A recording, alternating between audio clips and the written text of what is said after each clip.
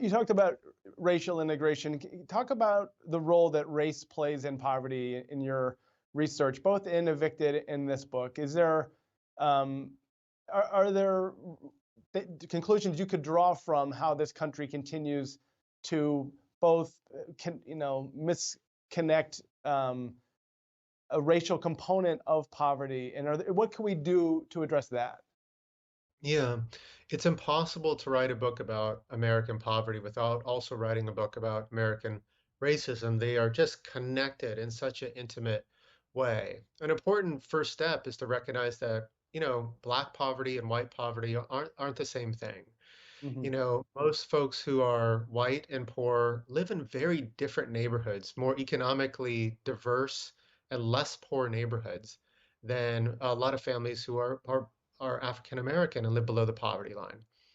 That means if you're one of those Black families that are struggling, your kids are often going to much less resource schools. Your housing is more degraded. Your neighborhood is more concentrated with poverty and disadvantage. That really matters for kind of understanding the different relationships and experiences of poverty and how race shapes and bends those different experiences.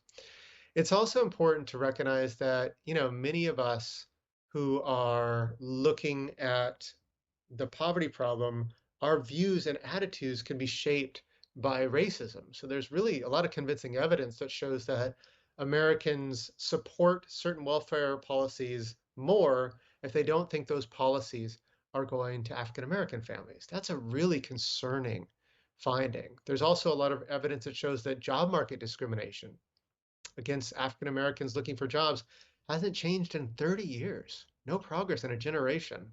So I think that those are issues we have to confront alongside confronting the fact that this country can do so much more to address poverty and its borders.